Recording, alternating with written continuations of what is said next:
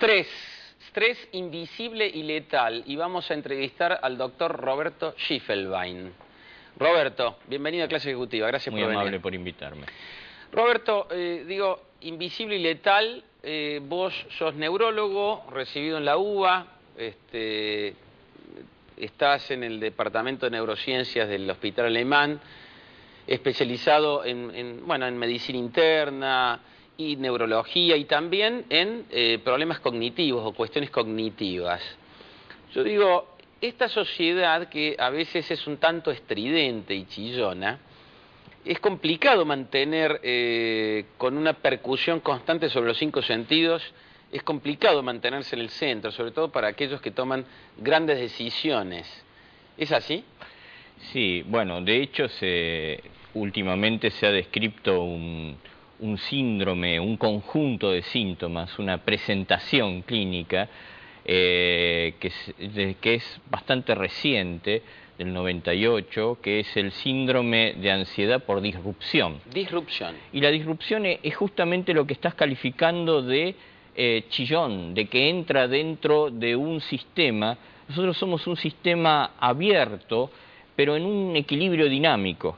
Cuando ese equilibrio se rompe por un estresor, por un elemento que quiebra esa tranquilidad, entonces inmediatamente se ponen en marcha una serie de mecanismos como adaptativos para volver a estar en equilibrio ese sistema, lo que se llama homeostasis. Ya lo habíamos visto muchas veces en el secundario, cuando hablábamos de los animales que trataban de equilibrar su medio interno. Lo que pasa es que el ser humano no es solamente un medio interno, sino que está muy influenciado por todo su entorno. Claro, claro.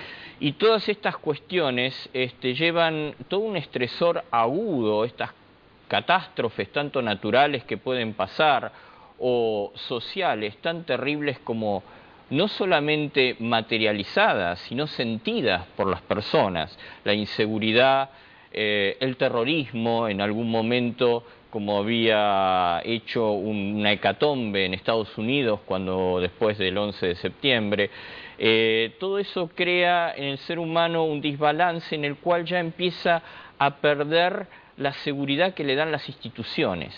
Lo introduce en un medio de inseguridad y desconfianza que hace que cambie todas las reglas de juego. Y ese cambio de reglas de juego, cuando es abrupto, puede llevar a la inmovilización, porque verdaderamente el ser humano en ese momento no sabe cómo adaptarse.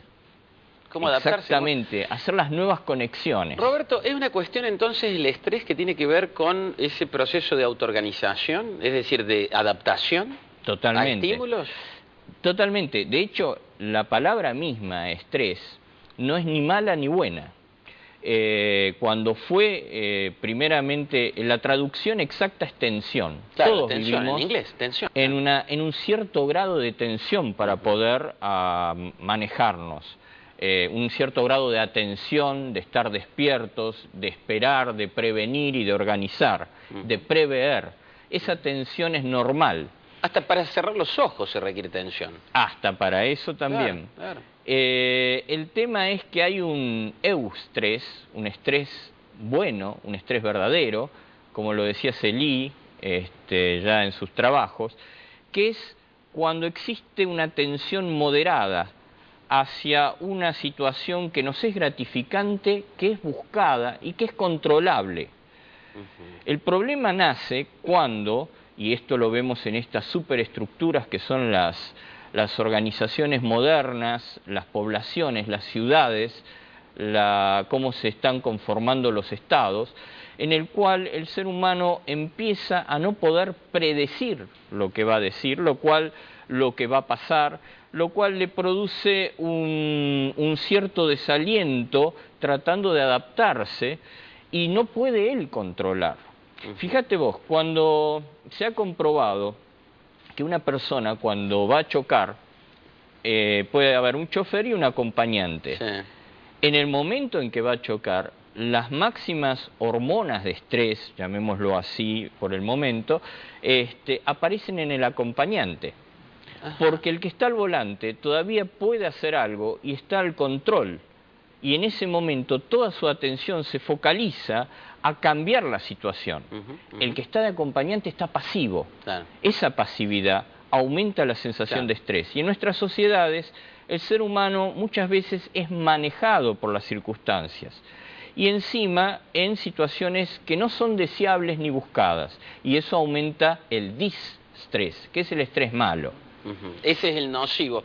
Yo, antes de preguntarte qué hace el estrés nocivo, qué efectos tiene sobre el ser humano, te quiero preguntar un poquito más sobre si el entorno...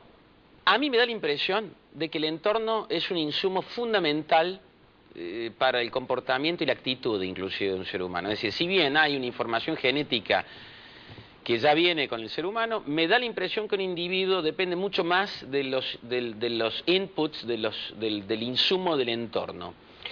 Y en ese sentido, te quería preguntar si eso es correcto, y si eso es correcto, tiene que ver todo por ejemplo, la música, el ruido, los ruidos en todo sentido, ¿tienen que ver con el comportamiento? ¿Tienen que ver con la actitud previa a un comportamiento? Sí, totalmente, eso sí. El tema es complicado porque últimamente se trata de discernir cuánto pertenece a lo adquirido por nosotros a lo largo de la vida, cuánto es la carga de defensas, de posibilidades de afrontamiento con las que venimos. Sí. Y se entremezcla tanto lo genético con lo ambiental que a veces es muy difícil de separar. O sea, hay una carga genética y una formación que hace que nosotros podamos tener cierta facilidad de secretar ciertas sustancias que nos permiten, una palabra que a vos te gusta mucho, la resiliencia. La resiliencia. Que nos permite adaptarnos con cierta posibilidad. Después existe un periodo en la infancia que es muy importante, en el cual vamos entrando en los engramas de reacciones primarias que vamos teniendo. Y a eso se agrega después la sociabilización y toda nuestra biografía. Claro. Todo eso hace un combo, como se dice hoy en día, que verdaderamente es muy difícil. Quisiera explicarte bien el mecanismo para que veas lo sutil y lo verdaderamente maravilloso que hay detrás de todo esto. Hagámoslo en un minuto, nos queda para ir a la pausa. Perfecto. Un minutito, por favor.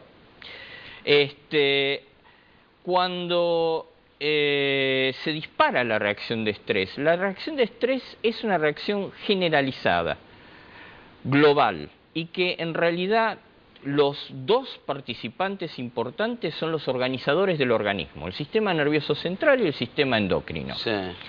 Esos son los protagonistas que van a llevar a nuestra adaptación.